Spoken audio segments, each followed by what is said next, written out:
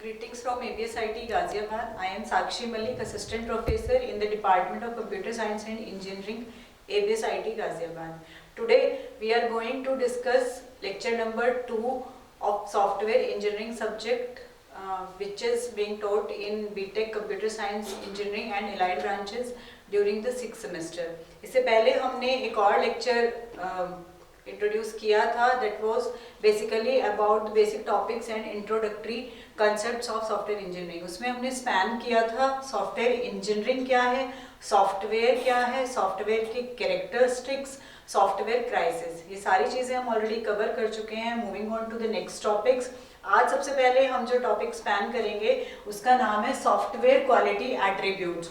Software quality attribute का मतलब है कि जो सॉफ्टवेयर हम बनाने वाले हैं सॉफ्टवेयर इंजीनियरिंग की हेल्प से, उसकी क्वालिटी को अगर हमें एनालाइज करना है तो क्या क्या पैरामीटर्स हम कंसिडर करेंगे उसकी गुड क्वालिटी को मेंटेन करने के लिए. हमने 3 पार्ट्स में क्वालिटी एट्रीब्यूट्स को डिस्ट्रीब्यूट किया है software specific. The first one is operational attributes, second one is transition attributes and third one is revision attributes.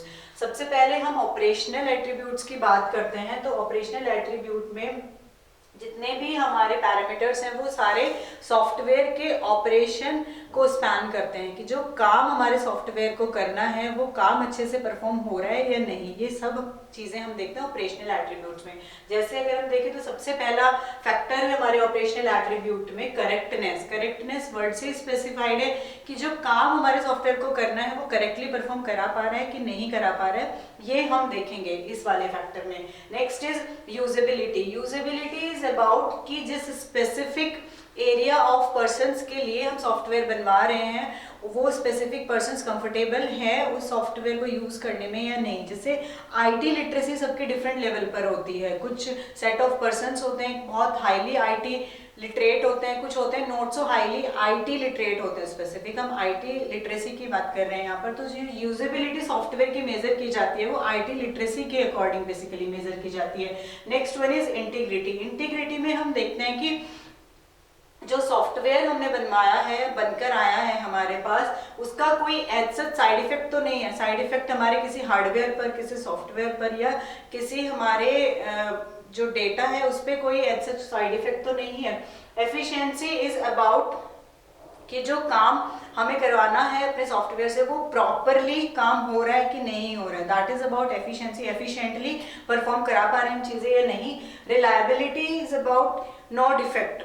Reliability में हम क्या देखते हैं कि जो काम सॉफ्टवेयर कर रहा है उस काम के ड्यूरेशन में कोई डिफेक्ट तो नहीं डिटेक्ट हो रहा है हमारे सॉफ्टवेयर में. तो ये सारी चीज़ें हम देखते हैं ऑपरेशनल एट्रीब्यूट्स के अंदर. अब अगर हम ट्रांजिशन की बात करें तो ट्रांजिशन एट्रीब्यूट्स में हमारे आते हैं इंटरऑपरेबिलिटी. इंटरऑपरेबिलिटी में हम क्या देखते हैं, दूसरे किसी पर्टिकुलर एप्लीकेशन में या दूसरे किसी सॉफ्टवेयर के साथ अगर हमें कोई इन्फॉर्मेशन एक्सचेंज करानी है इस सॉफ्टवेयर से तो किस लेवल ऑफ कॉपरेशन हमें मिलता है सॉफ्टवेयर से, वो इंटरऑपरेबिलिटी में हम जज करते हैं. Next is reusability. Reusability is about whether it can be used for different purpose और नॉट.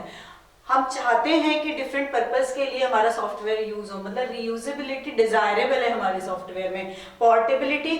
पोर्टेबिलिटी इज अबाउट कि हम सॉफ्टवेयर का एनवायरनमेंट पोर्ट करा सकते हैं या नहीं करा सकते. मतलब जिस एनवायरनमेंट के लिए हमने बनाया है अगर हम उससे अलग किसी एनवायरनमेंट में सॉफ्टवेयर को यूज करना चाहते हैं तो क्या हम कर सकते हैं या नहीं कर सकते हैं. ये पोर्टेबिलिटी में हम देखते हैं. पोर्टेबिलिटी भी डिजायरेबल फीचर है, मतलब हम चाहते हैं कि डिफरेंट प्लेटफॉर्म्स पे हम लेके जा सके अपने सॉफ्टवेयर को. Next one and the last one attribute is revision attribute. Revision attribute में हम क्या कंसिडर करते हैं, मेंटेनेबिलिटी. सबसे पहले मेंटेनेबिलिटी में क्या देखते हैं कि software must be easy to maintain, मतलब बहुत कोई हार्ड एंड फास्ट प्रोसेस हमें फॉलो नहीं करनी पड़े सॉफ्टवेयर को मेंटेनेंस के रिगार्डिंग. क्योंकि डेवलपमेंट में जो कॉस्ट बियर हम करते हैं दैट इज समथिंग डिफरेंट, लेकिन मेंटेनेंस के टाइम पर अगर हमें एक्स्ट्रा कॉस्ट बियर करनी पड़ जाती है तो एक नेगेटिव इम्पैक्ट होता है. तो हम चाहते हैं कि इजी कॉस्ट में और इजीली मेंटेनेबल हमारा सॉफ्टवेयर होना चाहिए. Next one is flexibility. Flexibility is about changes. अगर कोई माइनर चेंज हमें डिजायरेबल है अपने सॉफ्टवेयर में तो वो इजी टू इम्प्लीमेंट होना चाहिए. मेजर चेंज की हम यहाँ पर बात नहीं कर रहे हैं, कोई माइनर चेंज अगर हमें इम्प्लीमेंट कराना है तो वो इजीली इम्प्लीमेंट हो जाए. टेस्टेबिलिटी. टेस्टेबिलिटी इज अबाउट हम अपने सॉफ्टवेयर को इजीली टेस्ट कर सके, कोई हमें बहुत एक्सपर्ट्स की नीड ना पड़े। अगर छोटे छोटे मॉड्यूल्स हमें टेस्ट करने हैं तो हम इजीली अपने आप ही बीइंग अ यूजर टेस्ट कर सके, ये डिजायरेबल है। स्केलेबिलिटी इज अबाउट कि अगर नंबर ऑफ यूजर्स बढ़ जाते हैं, कुछ लिमिटेड नंबर ऑफ यूजर्स की हम बात कर रहे हैं, ये नहीं बोल रहे हैं कि 100 से तुरंत उसको 1000 इंक्रीज कर दे। अगर 100 यूजर्स के लिए हमने सॉफ्टवेयर डिजाइन करवाया और हम चाहते हैं कि 110 तक हम बढ़ा सकें, तो वो इतनी स्केलेबिलिटी हमारे सॉफ्टवेयर में मेंटेन होनी चाहिए, मतलब इतने नंबर ऑफ यूजर्स तक हम उसको एक्सटेंड कर सके easily without any major change in the software. Next one is modularity. Modularity is about defining the different modules within the software. मतलब सॉफ्टवेयर में अलग अलग मॉड्यूल्स पे हम काम कराते हैं, तो जो मॉड्यूल्स हमारे डिवाइडेड होते हैं वो easy to divide and easy to maintain and easy to integrate together होने चाहिए। अलग अलग मॉड्यूल्स अच्छे से एक दूसरे के साथ कोऑपरेट करके काम करें और अच्छे से वेल डिफाइंड होने चाहिए। तो ये कुछ हमारे फीचर्स हैं जिनको हम बोलते हैं क्वालिटी एट्रीब्यूट्स। इन सबको कंसिडर करके हम बताते हैं लास्ट में कि क्या सॉफ्टवेयर की क्वालिटी हमारी गुड क्वालिटी है या नॉट सो गुड क्वालिटी है। ये सारे फैक्टर्स हम कंसिडर करते हैं, तब हमें पता चलता है कि सॉफ्टवेयर हमारा गुड क्वालिटी मेंटेन कर रहा है या फिर उसमें अभी कुछ चेंजेस की रिक्वायरमेंट है। Now we will move on to the next topic, that is software engineering process. Software engineering process बहुत ही सिंपल से वैसे तो टॉपिक है, बट इसी में आगे के सारे टॉपिक्स हमारे स्पेन होंगे। बेसिकली सॉफ्टवेयर इंजीनियरिंग प्रोसेस की अगर हम बात करें, then it deals with the technical and management issues. हमारे सॉफ्टवेयर डेवलपमेंट के टाइम पर जितने भी टेक्निकल और मैनेजमेंट इश्यूज होते हैं वो सारे हम इस टॉपिक के अंदर स्पेंड करते हैं। और सॉफ्टवेयर इंजीनियरिंग प्रोसेस क्या कहता है कि सॉफ्टवेयर डेवलपमेंट की ओवरऑल प्रोसेस को हम 4 पार्ट्स में डिवाइड कर देते हैं, मतलब 4 प्रोसेसेस में हमने इसको कैटेगराइज कर दिया है, जिसको हमने नेम दिया है सबसे पहले सॉफ्टवेयर स्पेसिफिकेशन, जिसमें हम स्पेसिफाई करेंगे सॉफ्टवेयर के बारे में सारी डिटेल, हमारे सॉफ्टवेयर के क्या क्या फंक्शंस होने चाहिए, क्या क्वालिटी एट्रीब्यूट्स होने चाहिए, क्या कैरेक्टरिस्टिक्स उसमें होल्ड होनी चाहिए, ये सब हम किस में देखते हैं, सॉफ्टवेयर स्पेसिफिकेशन में।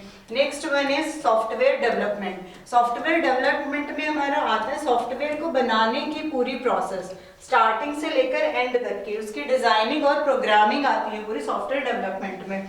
Next one is software validation. Validation word से हम क्या समझते हैं, to validate something is to confirm about the functioning of something. Software validation में अगर हम बात करेंगे तो सॉफ्टवेयर के फंक्शनिंग का एश्योरेंस देना, जैसे हमने बोला था वैसे सॉफ्टवेयर काम कर रहा है या नहीं कर रहा है, ये हम वैलिडेशन में कंसिडर करते हैं। और ये वैलिडेशन हमारी कस्टमर एंड से जाती है, क्योंकि कस्टमर ही बताएगा कि क्या सॉफ्टवेयर अच्छे से काम कर रहा है as per the need and requirement of the customer और not. Next one is software evaluation.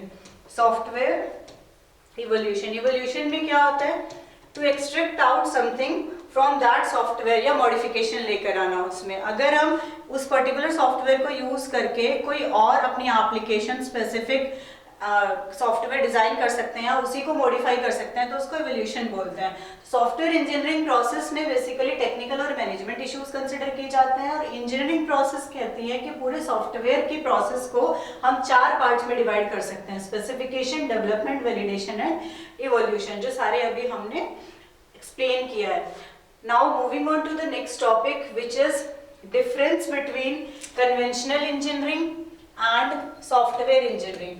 Conventional engineering हमने लास्ट लेक्चर में भी टॉपिक डिस्कस किया था और इस बार फिर हम प्रॉपर डिफरेंस में इसको डिस्कस करेंगे। कन्वेंशनल इंजीनियरिंग का एग्जांपल हमने लिया था कि हम कन्वेंशनल में क्या कंसिडर करके चलेंगे, मैकेनिकल इंजीनियरिंग और मैकेनिकल के प्रोडक्ट्स। मैकेनिकल इंजीनियरिंग के जैसे प्रोडक्ट्स होते हैं हमारे, मोटर होता है, और जैसे कार का एग्जांपल ले ले, सब फेमिलियर होते हैं इस वाले एग्जांपल से। तो कन्वेंशनल इंजीनियरिंग में हम बेसिकली मैकेनिकल का एक एग्जांपल लेकर चलेंगे। It is just an example of conventional engineering और सॉफ्टवेयर इंजीनियरिंग, जो हमारा सब्जेक्ट है जिसको हम पढ़ ही रहे हैं। तो इसमें कुछ पॉइंट ऑफ डिफरेंसेस आते हैं और ये एग्जाम में पूछ लिया जाता है, मतलब फ्रीक्वेंटली अकरिंग टाइप का क्वेश्चन है। तो अगर हम बहुत ईजी स्टेप्स में देखें तो कन्वेंशनल इंजीनियरिंग हमारा बेसिक मैथ्स को कंसिडर करके चलता है, बेसिक मैथ्स एंड साइंस को कंसिडर करता है हमारा कन्वेंशनल इंजीनियरिंग, जबकि हमारा सॉफ्टवेयर इंजीनियरिंग कंप्यूटर साइंस को कंसिडर करके चलते हैं, मतलब उसके फैक्ट्स सारे इसमें यूज होते हैं, कंप्यूटर साइंस के फैक्ट्स सारे यूज होते हैं हमारे, और इंफॉर्मेशन साइंस इसमें यूज होती है। तो ये मेजर डिफरेंस है, सबसे बेसिक और मेजर डिफरेंस हमारा यही है कि हमारी कन्वेंशनल में बेसिक साइंस और मैथ्स यूज होता है, जबकि सॉफ्टवेयर इंजीनियरिंग में कंप्यूटर साइंस और इंफॉर्मेशन साइंस हमारी यूज होती है। नेक्स्ट जो हमारा पार्ट है दैट इज कन्वेंशनल इंजीनियरिंग में हमारे रियल आर्टिफैक्ट्स या प्रोडक्ट्स हमें मिलते हैं। रियल आर्टिफैक्ट्स या फिर प्रोडक्ट, जैसे हमें मोटर मिलता है, वहाँ पर मैकेनिकल भी हम एग्जांपल लेकर चले हैं तो हमें मोटर एज अ प्रोडक्ट मिलता है, कार एज अ प्रोडक्ट मिलता है, मतलब फिजिकली एग्जिस्टिंग हमें प्रोडक्ट्स मिलते हैं। जबकि सॉफ्टवेयर में क्या होता है कि हमें एक लॉजिकल या फिर एब्स्ट्रैक्ट आर्टिफैक्ट मिलता है, मतलब एक फिजिकली एग्जिस्टिंग हमारे पास कोई प्रोडक्ट एज सच नहीं होता है विजिबल फॉर्म में, या तो एक लॉजिक होता है या तो एक कंसेप्ट होता है हमारे पास। ये भी एक मेजर डिफरेंस है दोनों में। थर्ड वन इज जो हमारी कन्वेंशनल इंजीनियरिंग है वो 1000 ऑफ ईयर्स ओल्ड है, तो हजारों सालों से हमारे यहाँ इंजीनियरिंग चल रही है, बट वो कन्वेंशनल इंजीनियरिंग चल रही है। अगर हम सॉफ्टवेयर इंजीनियरिंग की बात करें तो वो सिर्फ सम ईयर्स ओल्ड है, मतलब कुछ सालों पहले से ही हमारी सॉफ्टवेयर इंजीनियरिंग एग्जिस्टेंस में आई है, और ये बहुत एक्सट्रीम पुरानी नहीं है, काफी टाइम हो गया है सॉफ्टवेयर इंजीनियरिंग को प्रैक्टिस में, बट स्टिल कन्वेंशनल इंजीनियरिंग हमारी बहुत पुरानी प्रोसेस है in comparison to software engineering. Next point is, इसमें कन्वेंशनल इंजीनियरिंग में हम क्या करते हैं, tried and trusted methods use करते हैं, tried and trusted methods use करके अपने प्रोडक्ट्स बनाते हैं। जबकि हम सॉफ्टवेयर इंजीनियरिंग में क्या करते हैं, research about the unknown facts, unknown facts के अकॉर्डिंग हम रिसर्च करते हैं। इसमें क्योंकि हमारे पास कोई ज़्यादा हिस्ट्री भी नहीं है तो हमें सारे ही फैक्ट्स अपने अननोन लगते हैं। तो ये भी एक चीज़ है कि कन्वेंशनल इंजीनियरिंग में हमारा इतना पुराना प्रैक्टिस है कि बहुत सारे प्रोडक्ट्स ऑलरेडी एग्जिस्टिंग है, तो वो सारे प्रोडक्ट्स हम क्या कहते हैं, मॉडिफिकेशन है काइंड ऑफ। जबकि सॉफ्टवेयर इंजीनियरिंग क्योंकि नई प्रैक्टिस है तो उसमें सब कुछ ही हमें एक नया कंसेप्ट लगता है, तो इसलिए हम कहते हैं कि इसमें tried and trusted methods use होते हैं मोस्टली, और इसमें नई चीज़ों के बारे में हमारा रिसर्च एरिया ज़्यादा होता है। तो ये कुछ हमारे पॉइंट ऑफ डिफरेंस है कन्वेंशनल और सॉफ्टवेयर इंजीनियरिंग के बारे में, जो बिल्कुल बेसिक है और आप लोगों को पता होने चाहिए क्योंकि एग्जाम में पूछा जाता है, बहुत फ्रीक्वेंटली अकरिंग क्वेश्चन है हमारा। Moving on to the next topic that is also very important regarding exam point of view, that is SDLC। SDLC क्या होता है हमारा, software development life cycle. Software development life cycle models है basically, अगर हम syllabus की बात करें तो यूनिवर्सिटी सिलेबस SDLC मॉडल्स के नाम से आपको टॉपिक मिलेगा, बट मॉडल्स हमारे बाद में आते हैं, पहले हमें SDLC पता होना चाहिए कि SDLC है क्या, सॉफ्टवेयर डेवलपमेंट लाइफ साइकिल। किसी भी चीज की लाइफ साइकिल की अगर हम बात करें तो life cycle is about initiation of something to the end of that particular thing. वैसे ही सेम अगर हम सॉफ्टवेयर डेवलपमेंट लाइफ साइकिल की बात करें तो क्या होता है, सॉफ्टवेयर का कंसीविंग फेज से लेकर, कंसीविंग फेज क्या होगा, जब से उसके रिक्वायरमेंट का आइडिया हमारे कस्टमर के माइंड में आया है, उस फेज को हम बोलते हैं कंसीविंग फेज। अगर कोई सॉफ्टवेयर बनवाना है तो ऑब्वियसली किसी ऑर्गेनाइजेशन में उसकी नीड होगी तब सॉफ्टवेयर बनेगा, किसी ऑर्गेनाइजेशन में किसी पर्टिकुलरेट को उसकी नीड लगी होगी तब सॉफ्टवेयर बनेगा। तो वो फेज जब यूजर के माइंड में आया कि हमें ये काम ऑटोमेशन के लिए एक सॉफ्टवेयर डिजाइन करा लेना चाहिए, तो उसको हम कंसीविंग फेज बोलते हैं। तो कंसीविंग फेज से लेकर रिटायरमेंट फेज तक का जितना टाइम होता है हमारे सॉफ्टवेयर का, रिटायरमेंट फेज क्या होता है, या तो हमारा सॉफ्टवेयर जो है वो अब not so able to be used हो गया है, ऑब्सोलेट हो गया है, या फिर क्या हो गया कि उसका कोई वर्जन आ गया है, तो उस फेज को हम रिटायरमेंट फेज बोलते हैं। तो यहाँ से लेकर यहाँ तक का जो पूरा हमारा टाइम पीरियड होता है उसको हम बोलते हैं सॉफ्टवेयर डेवलपमेंट की लाइफ साइकिल। अब इस डेवलपमेंट लाइफ साइकिल को हमने प्रॉपरली फॉर्मली फेजेस में डिवाइड कर दिया है। उन फेजेस के हमने अलग अलग नाम भी दिया है, जिसमें हमारा सबसे पहले आता है रिक्वायरमेंट का फेज। इसका मतलब क्या है कि जब कस्टमर को लगा कि हमें सॉफ्टवेयर की रिक्वायरमेंट है तो उस वाले फेज को हम बोलते हैं requirement phase. Next phase is our designing phase. मतलब इसमें क्या है कि जब हमारी डेवलपर टीम सॉफ्टवेयर डिजाइनिंग की प्लानिंग कर रही होती है उसको हम बोलते हैं designing phase. Next is implementation phase. Requirement आ गई है हमारे पास, हमने डिजाइन तैयार कर लिया है, डिजाइन के बाद अब बारी आती है हमारी इम्प्लीमेंट कराने की, फिर आता है हमारे पास इम्प्लीमेंटेशन फेज। इस रिक्वायरमेंट के अकॉर्डिंग डिजाइन तैयार हुआ, डिजाइन के हिसाब से हमने फिर उसको इम्प्लीमेंट कराना स्टार्ट किया। Next one is test phase. Implement हो गया है, एक प्रोडक्ट हमारे पास आ गया है बनकर, इस लेवल पर हमारे पास एक प्रोडक्ट बनकर आ चुका होगा। इस प्रोडक्ट के आने के बाद हम टेस्टिंग करेंगे कि क्या ये वही प्रोडक्ट है जो हमें बनाना था। टेस्टिंग भी बहुत टाइप्स की होती है जो हम फर्दर लेक्चर्स में इलैबोरेट करेंगे। अभी के लिए हम सिर्फ इतना कंसिडर कर सकते हैं कि जो प्रोडक्ट हमने यहाँ तक बनाया है उसको हमें टेस्ट करना है। Are we building the product right और are we building the right product, ये दो बेसिस होते हैं हमारे, वेरिफिकेशन और वैलिडेशन बोलते हैं इनको। इस बेसिस पर हम टेस्ट कराते हैं। टेस्टिंग के बाद हम जाते हैं इंस्टॉलेशन फेज में। इंस्टॉलेशन में क्या होता है कि जो भी प्रोडक्ट हमारा बना है उसको प्रॉपरली उस एनवायरनमेंट में इंस्टॉल करके देखेंगे जहाँ के लिए हमने वो बनाया है, तो जिसने डिजाइन करवाया यूजर के एनवायरनमेंट में इंस्टॉल करके और यूज करके हमें देखना है। Next one is and last में बोल सकते हैं हम इसको ऑपरेशन एंड मेंटेनेंस फेज। कई बार इसको हम मर्ज भी कर देते हैं, कई बार इसको अलग से भी पढ़ते हैं, तो कोई इशू नहीं है, आप अलग भी पढ़ सकते हो और एक साथ भी पढ़ सकते हो, that doesn't make a major difference.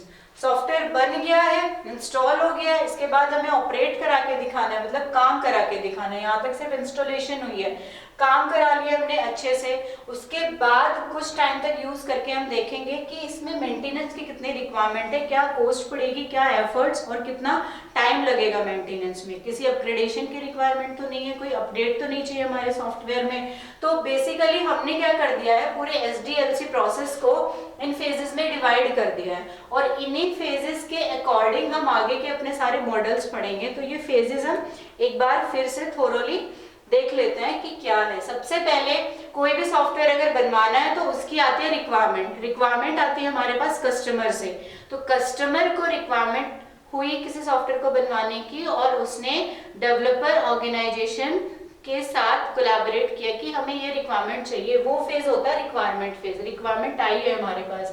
Next is जैसे ही डेवलपर के पास रिक्वायरमेंट आई है तो वो प्लानिंग स्टार्ट करते हैं और एक डिजाइन तैयार कर लेते हैं। डिजाइन इज अबाउट कि कैसे हम कोडिंग कराएंगे, किस लैंग्वेज में हमारी कोडिंग होगी, क्या पैटर्न हम यूज करेंगे, क्या टीम रहेगी, ये प्लानिंग एंड डिजाइनिंग फेज में सारी चीजें आती हैं। डिजाइन तैयार होने के बाद हम मूव करते हैं नेक्स्ट फेज में, दैट इज इम्प्लीमेंटेशन फेज। पूरी हमारी यहाँ पे प्लानिंग हो चुकी होगी, उस प्लानिंग को अब इम्प्लीमेंट कराना है। इम्प्लीमेंट इज अबाउट एक्चुअली उस काम को कराना, उसको हम इम्प्लीमेंटेशन बोलते हैं। तो यहाँ तक हमारा सॉफ्टवेयर बनके तैयार हो चुका होगा, एक सॉफ्टवेयर हमारे पास होगा यहाँ पर। अब इस सॉफ्टवेयर को कराना है हमें टेस्ट। अलग अलग टाइप से हम टेस्टिंग कराते हैं, वो फर्दर लेक्चर्स में पढ़ेंगे। बेसिकली क्या काम जो होना था वो हो रहा है सही से कि नहीं हो रहा है, मॉड्यूल्स कैसे डिफाइन हुए, मॉड्यूल साथ में अच्छे से काम कर पा रहे हैं कि नहीं कर पा रहे हैं, ये सारी चीजें देखी जाती है।